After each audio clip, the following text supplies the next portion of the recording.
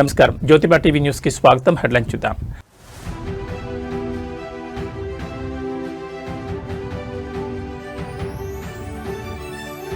ఢిల్లీకి సీఎం రేవంత్, మహేష్ గౌడ్ రాజ్యసభ అభ్యర్థుల ఎంపికపై హైకమాండ్ తో కీలక భేటీ.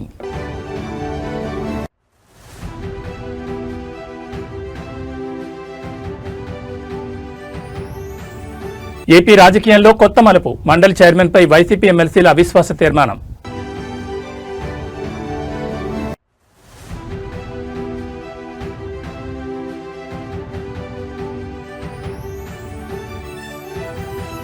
జైలు నుంచి బాల్కసుమన్ విడుదల. కాంగ్రెస్ ప్రభుత్వంపై నిప్పులు చెరిగిన మాజీ ఎమ్మెల్యే.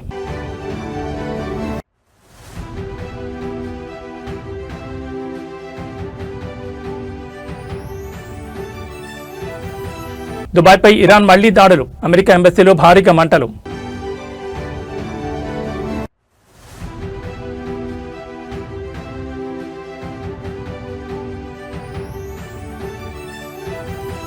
యుద్ధ భయంతో కుప్పకూలిన మార్కెట్లో సెన్సెక్స్ 1700, నిఫ్టీ 500 పాయింట్లు పతనం.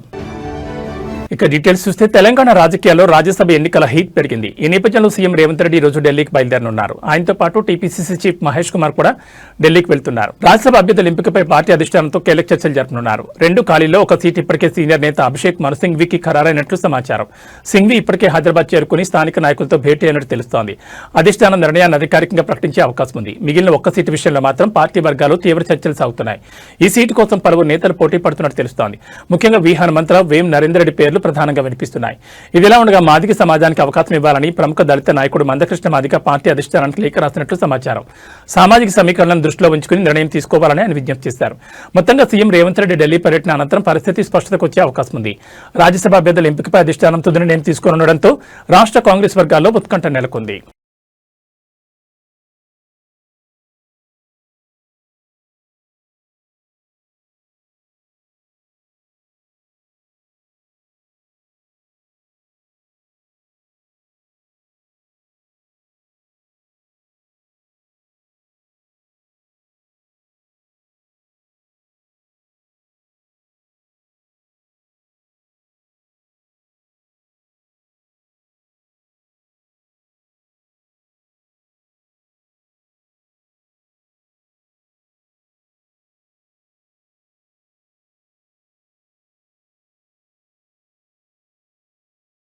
ఏపీ మండలి చైర్మన్ పై వైఎస్ఆర్సీపీ ఎమ్మెల్సీలు అవిశ్వాసం పెట్టే యోచనలో ఉన్నారు. వైసీపీ నుంచి ఇప్పటికే 5 ఎమ్మెల్సీలు రాజీనామా చేయగా మండలి చైర్మన్ మోషన్ రాజు వారి రాజీనామాలను ఆమోదించలేదు.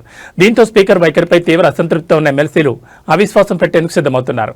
మొత్తం 8 మంది ఎమ్మెల్సీలు చైర్మన్ పై అవిశ్వాసం పెట్టేందుకు మొగ్గు చూపగా సరిపడా సంఖ్యాబలం ఉండడంతో ఆ దిశగా అడుగులు వేస్తున్నారు. పోతుల సునీత, కర్రి పద్మశ్రీ, బల్లి కళ్యాణ్ చక్రవర్తి, మర్రి రాజశేఖర్, జయమంగళ వెంకటరమణలు అవిశ్వాస తీర్మానం పెట్టేందుకు సిద్దమవుతున్నారు. దీంతో ఏపీ రాజకీయాల్లో ఈ అంశం హాట్ టాపిక్ గా మారింది. పదవులకు రాజీనామా చేసిన ఎమ్మెల్సీలంతా పార్టీ ఫిరాయింపులకు పాల్పడ్డారని వైసీపీ ఇప్పటికే ఫిర్యాదు చేయడంతో చైర్మన్ దీనిపై విచారణ చేపట్టారు. ఈ నేపథ్యంలో 4 రోజుల క్రితం బల్లి కళ్యాణ్ చక్రవర్తి, మర్రి రాజశేఖర్లతో విడివిడిగా సమావేశమై రాజీనామాలకు గల కారణాలను అడిగి తెలుసుకున్నారు. తమపై ఎవరూ ఒత్తిడి చేయలేదని, స్వతహాగానే రాజీనామా చేస్తున్నట్లు ఇద్దరు తెలిపారు.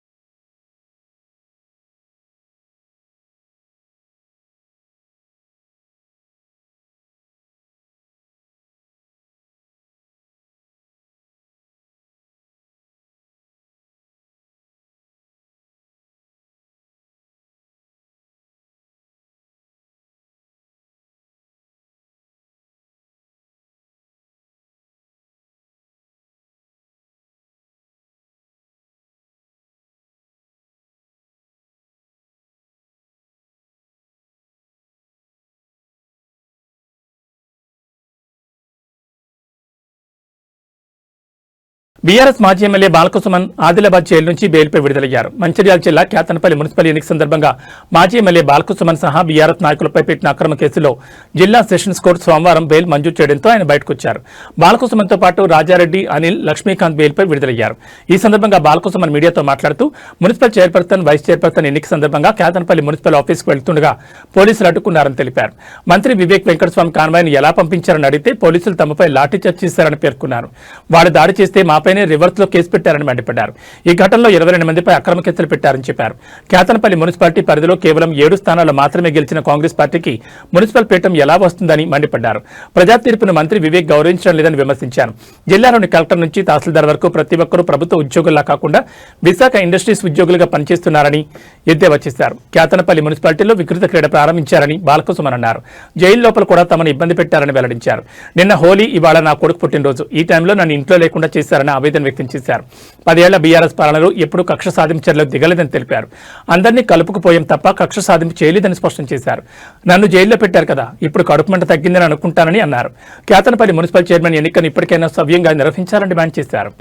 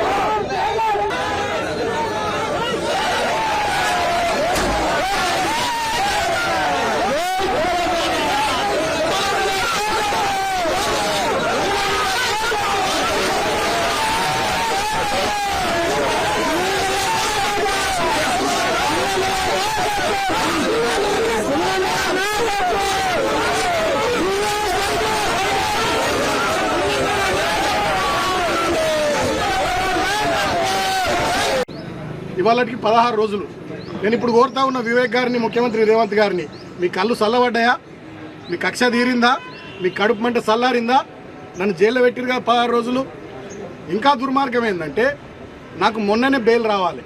మంచిర్యాల కోర్టు వచ్చింది, హైదరాబాద్ కోర్టు వచ్చింది, చెన్నూరు కోర్టులో నాకు బెయిల్ రావాలి. బలవంతంగా ప్రభుత్వ పెద్దలు ఒత్తిడి చేసి 5వ తేదీకి వాయిదా వేయించారు. కారణం ఏందో తెలుసా? నిన్న హోలీ, ఇవాళ నా చిన్న కొడుకు పుట్టినరోజు. ఈ 2 సందర్భాలలో నేను నా ఇంటికాడ నా కుటుంబ సభ్యులతో ఉండొద్దనే ఒక సాడిస్టిక్ ప్లెజర్, పైశాచిక ఆనందం కొద్దీ నిన్న ఇయ్యాల నన్ను జైల్లో ఉంచాలని చెప్పి 5వ తేదీకి వాయిదా వేయించారు. కానీ నేను మా అడ్వకేట్లకు సెల్యూట్ చేస్తూ ఉన్నా. మా కేసీఆర్ గారు ఎప్పటికప్పుడు మానిటర్ చేసి వారికి కూడా కృతజ్ఞతలు. మా అడ్వకేట్లు మంచిర్యాలలో కానీ, చెన్నూరులో కానీ, హైదరాబాద్లో కానీ మాకు బెయిల్ రావడానికి వాళ్ళు బాగా కృషి చేసి వాళ్ళకు హృదయపూర్వకంగా కృతజ్ఞతలు. రంగుల పండుగ హోలీని మేడ్చల్ ఎమ్మెల్యే మల్లారెడ్డి అత్యంత ఉత్సాహంగా జరుపుకున్నారు. బోయినపల్లిలోని ఆయన నివాసంలో ఏర్పాటు చేసిన వేడుకల్లో కుటుంబ సభ్యులు భారీ సంఖ్యలో తరలివచ్చిన కార్యకర్తలతో కలిసి ఆయన రంగులు పూసుకున్నారు. ఎప్పుడూ తనదైన మాటలతో, మేనరిజంతో అందరినీ అలరించే మల్లారెడ్డి ఈసారి హోలీ పాటలకు కార్యకర్తలతో కలిసి తీన్మార్ స్టెప్పులు వేశారు. హోలీ అంటే సంతోషం, అందరూ కలిసిమెలిసి ఉండాలని ఆయన ఈ సందర్భంగా సందేశాన్ని ఇచ్చారు. మల్లారెడ్డి డాన్సులు చేస్తున్న వీడియోలు ప్రస్తుతం సోషల్ మీడియాలో వైరల్ అవుతున్నాయి.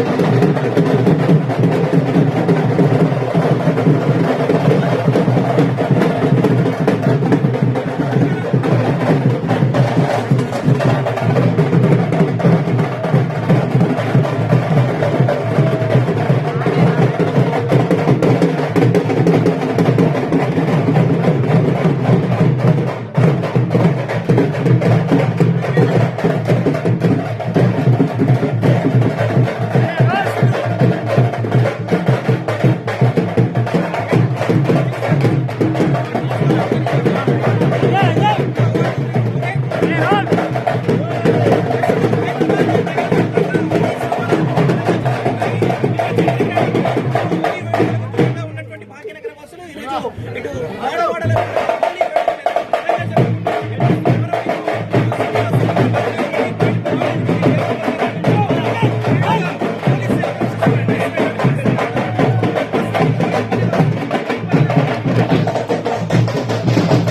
సంగారెడ్డిలో జరిగిన హోలీ వేడుకలో టీపీసీసీ వర్కింగ్ ప్రెసిడెంట్ సంగారెడ్డి మాజీ ఎమ్మెల్యే జగ్గారెడ్డి సందడి చేశారు. రామ్ మందిర్ దగ్గర జరిగిన వేడుకల్లో చిన్ననాటి మిత్రులు, సన్నిహితులు, స్థానిక ప్రజలపై రంగులు చల్లారు జగ్గారెడ్డి. కార్యక్రమంలో డీజే పాటలు, డప్పు చప్పుళ్లకు అనుగుణంగా చిన్నారులతో కలిసి డాన్సులు వేశారు. తానే స్వయంగా డప్పు కొడుతూ నృత్యం చేయడం ప్రత్యేక ఆకర్షణగా నిలిచింది. అనంతరం పట్టణంలోని రామ్ మందిర్ కమాన్ వద్ద ఏర్పాటు చేసిన ఒట్టి కొట్టే కార్యక్రమంలో పాల్గొని అందరినీ ఉత్సాహపరిచారు.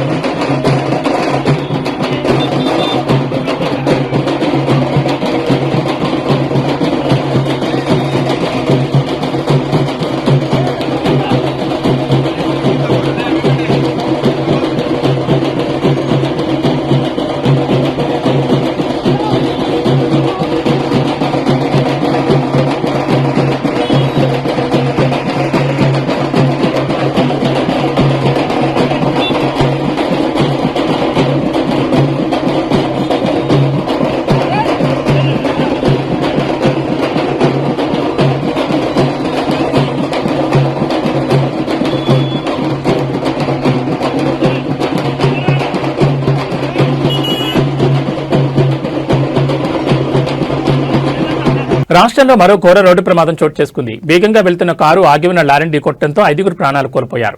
ఈ షాకింగ్ సంఘటన ఆంధ్రప్రదేశ్ రాష్ట్రంలోని చిత్తూరు జిల్లా గంగవరం మండలం వైఎస్ఆర్ జంక్షన్ సమీపంలో చోటు చేసుకుంది. అతివేగంగా వచ్చిన కారు కంటైనర్ను ఢీకొట్టడంతో ప్రమాదం తీవ్రత భారీగా మారింది. ఈ ప్రమాదంలో 3 మహిళలు సహా మొత్తం 5గురు ప్రాణాలు కోల్పోయారు. ఈ ప్రమాదానికి గురైన కారు బెంగళూరు నుంచి తిరుపతి వెళ్తుండగా చోటు చేసుకున్నట్టు తెలుస్తోంది. ఈ సమాచారం అందుకున్న పోలీసులు సంఘటనా స్థలానికి చేరుకుని మృతదేహాలను స్థానిక ప్రభుత్వ ఆసుపత్రికి తరలించారు. అనంతరం కేసు నమోదు చేసుకుని దర్యాప్తు చేస్తున్నట్టు తెలిపారు. కాగా ఈ ఘటనకు సంబంధించిన పూర్తి వివరాలు ఇంకా తెలియాల్సి ఉంది.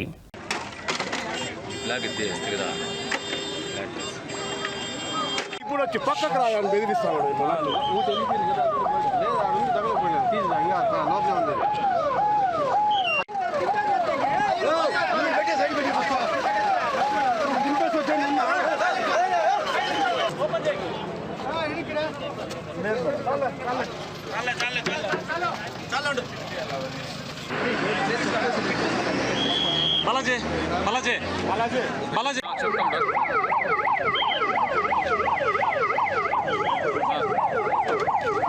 నార్మల్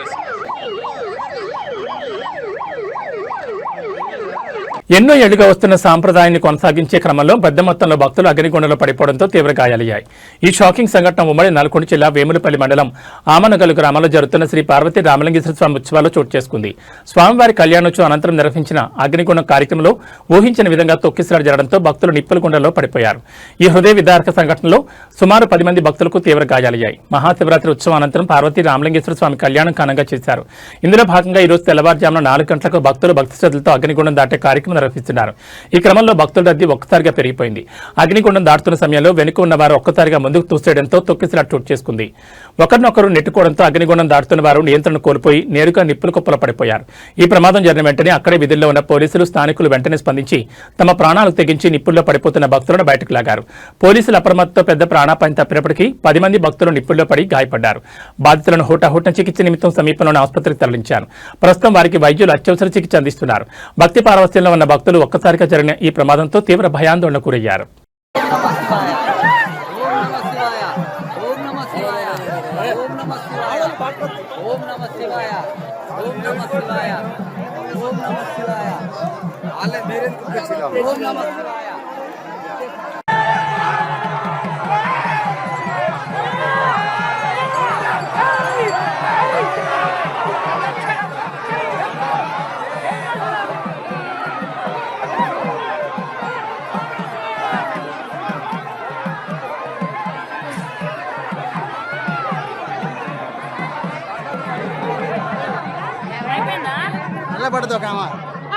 హైదరాబాద్లోని బాచుపల్లిలో మంగళవారం రాత్రి సంభవించిన భారీ అగ్ని ప్రమాదం తీవ్ర విషాదాన్ని, భారీ ఆస్తి నష్టాన్ని మిగిల్చింది. బాచుపల్లి మియాపూర్ ప్రధాన రహదారిపై ఉన్న ఫర్నిచర్ దుకాణాలు అగ్నికి ఆహుతవడంతో సుమారు 5 కోట్ల మేర నష్టం వాటిల్లిందని అంచనా వేస్తున్నారు. బాచుపల్లి ప్రధాన రహదారి వెంబడి కేజీఆర్ కన్వెన్షన్ సెంటర్ నుండి సాయినగర్ రోడ్ మలుపు వరకు వరుసగా సుమారు 25 ఫర్నిచర్ దుకాణాలున్నాయి. వీటిలో లక్షల రూపాయల విలువైన కలప సామగ్రి, సోఫాలు, ఇతర గృహోపకరణాలను నిల్వించుతారు. మంగళవారం రాత్రి 10 గంటల 45 నిమిషాల సమయంలో ఒక్కసారిగా మంటలు చెలరేగడంతో ఈ ప్రాంతమంతా దట్టమైన పొగతో నిండిపోయింది. ప్రాథమిక సమాచారం ప్రకారం విద్యుత్ షార్ట్ సర్క్యూట్ కారణంగా ఒక దుకాణంలో మంటలు మొదలయ్యాయి. కలప సామగ్రి కావడంతో మంటలు అతి వేగంగా పక్కనే ఉన్న మరో 17 దుకాణాలకు విస్తరించాయి. మొత్తం 18 షాపులు పూర్తిగా కాలి బూడిదయ్యాయి. కొందరు వ్యాపారులు తమ దుకాణాల్లోనే నివాసం ఉంటుండటంతో అక్కడ వంట గ్యాస్ సిలిండర్లున్నాయి. మంటల వేడికి సిలిండర్లు భారీ శబ్దాలతో పేరిపోయాయి. దీంతో స్థానికులు భయాందోళనతో పరుగులు తీశారు. ఈ మంటల ధాటికి సమీపంలోని కేజీఆర్ కన్వెన్షన్ సెంటర్ ముందు భాగం కూడా పాక్షికంగా దెబ్బతింది. సమాచారం అందుకున్న వెంటనే అగ్నిమాపక సిబ్బంది పలు శకటాలతో ఘటనా స్థలాన్ని చేరుకున్నారు. గంటల తరబడి శ్రమించి మంటలను అదుపులోకి తెచ్చారు. అదృష్టవశాత్తు ఈ ప్రమాదంలో ఎటువంటి ప్రాణ నష్టం జరగలేదు. కానీ ఏళ్ల తరబడి కష్టపడి నిర్మించుకున్న వ్యాపార సామగ్రి అంతా బుగ్గిపాలు కావడంతో వ్యాపారులు కన్నీరు మున్నీరవుతున్నారు.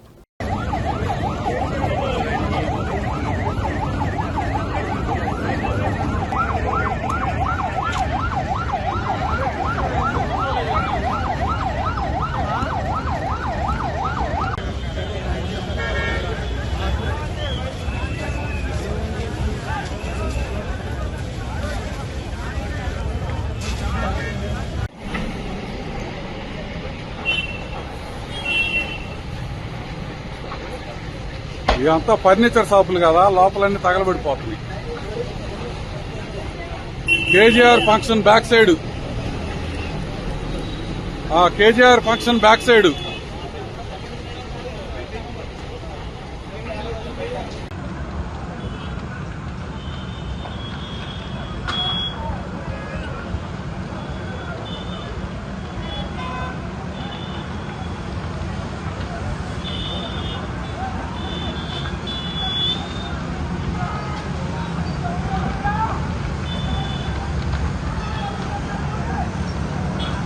ఇరాన్లోని ఉర్మియా నగరంపై అమెరికా, ఇజ్రాయెల్ జరిపిన వైమానిక దాడులు కలకలం రేపాయి. భారతీయ విద్యార్థులు నివసిస్తున్న హాస్టల్కు కేవలం 300 మీటర్ల దూరంలోనే బాంబులు పడడంతో భవనాలన్నీ కంపించాయి.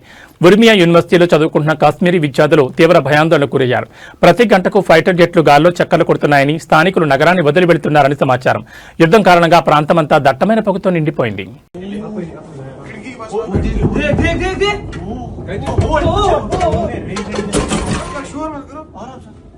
उधर ही फिर से तो वो ये रेजिडेंस ये नहीं है कैंप यस कैंप मैं बराबर बैक रेलवे स्टेशन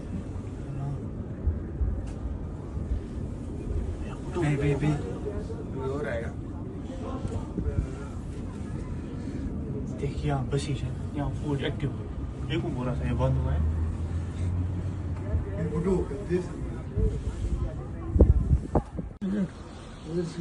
Oh, अच्छा तो नमाज अल्लाह कसम अल्लाह कसम randomly फेंक అమెరికా ఇజ్రాయెల్పై ఇరాన్ ప్రతీకార దాడులు కొనసాగుతున్నాయి. గల్ఫ్ దేశాల్లో అమెరికా కార్యాలయాలు, వైమానిక స్థావరాలు లక్ష్యంగా దాడులు జరుగుతున్నాయి. తాజాగా దుబాయ్లోని అమెరికా రాయబార కార్యాలయంపై డ్రోన్ దాడి చేసింది. దీంతో రాయబార కార్యాలయంలో భారీగా అగ్ని ప్రమాదం సంభవించింది. ఇందుకు సంబంధించిన వీడియో వైరల్ అవుతోంది. శనివారం Iran supreme leader Ayatollah Khamenei హత్య దగ్గర నుంచి ఇరాన్ ప్రతీకార దాడులతో చెలరేగిపోతోంది. ఆది, సోమ, మంగళవారం వరుస దాడులతో విరుచుకుపడుతోంది. గల్ఫ్ దేశాలని ఇరాన్ లక్ష్యంగా చేసుకుని దాడులు చేస్తోంది. కువైట్, రియాద్లోని అమెరికా రాయబార కార్యాలయాలు లక్ష్యంగా దాడులు జరిగాయి. డ్రోన్ క్షిపణితో ఇరాన్ దాడులు చేస్తోంది. దుబాయ్లోని అమెరికా కాన్సులేట్ సమీపంలో డ్రోన్ దాడి చేయడంతో అగ్ని ప్రమాదం జరిగింది. కానీ ఎవరికీ ఎటువంటి గాయాలు కాలేదని తెలుస్తోంది. రాయబార కార్యాలయ సిబ్బంది సురక్షితంగా ఉన్నారని అమెరికా విదేశాంగ కార్యదర్శి మార్కో రూబియో ధృవీకరించారు. మంగళవారం తెల్లవారుజామున రియాద్లోని అమెరికా రాయబార కార్యాలయంపై ఇరాన్ 2 డ్రోన్లు దాడి చేయడంతో స్వల్ప అగ్ని ప్రమాదం సంభవించిందని సౌదీ అరేబియా రక్షణ మంత్రిత్వ శాఖ తెలిపింది. భవనానికి స్వల్ప నష్టం వాటిల్లిందని పేర్కొంది. ప్రజలెవరూ రాయబార కార్యాలయాలకు రావద్దని సూచించింది. భారీగా మంటలు వ్యాపించాయని అత్యవసర బృందాలు రంగంలో దిగి వాటిని అదుపులోకి తెచ్చినట్టు తెలిపింది. ఎవరికీ ఎలాంటి గాయాలు కాలేదని వెల్లడించింది.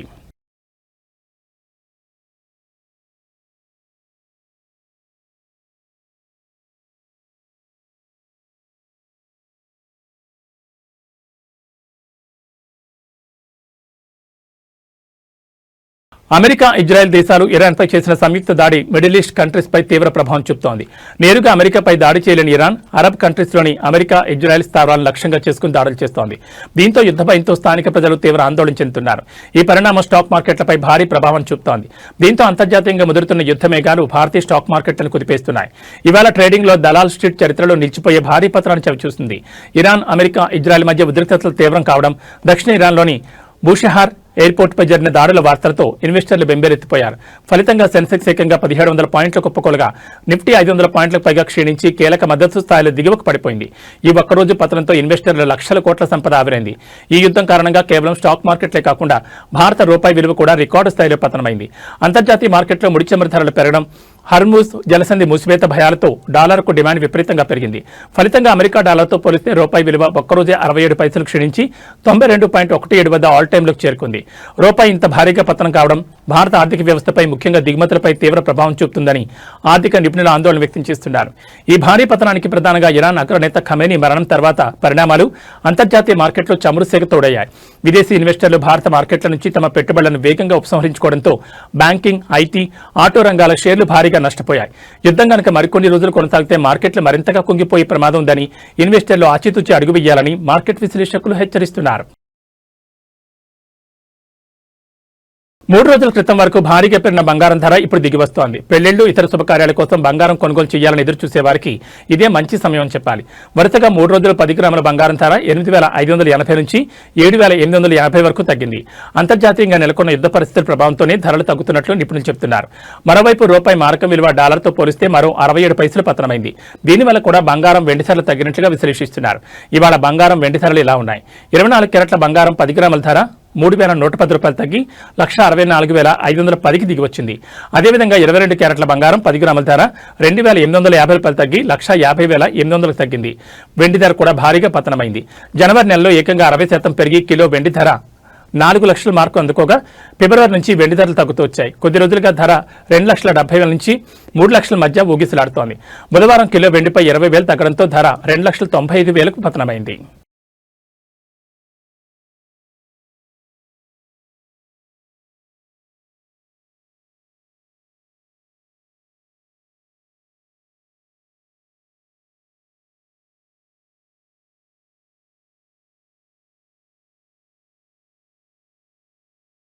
న్యూస్ ముగించే ముందు హెడ్లైన్స్ మరోసారి.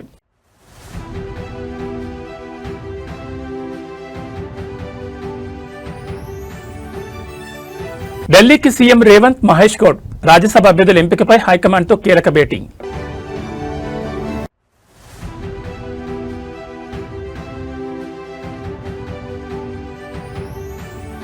ఏపీ రాజకీయాల్లో కొత్త మలుపు, మండలి చైర్మన్పై వైసీపీ ఎమ్మెల్సీల అవిశ్వాస తీర్మానం.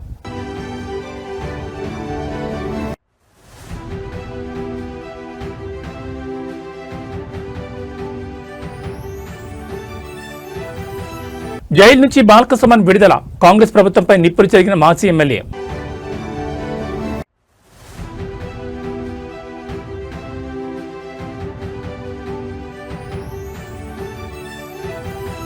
దుబాయ్పై ఇరాన్ మళ్లీ దాడులు, అమెరికా ఎంబసీలో భారీగా మంటలు.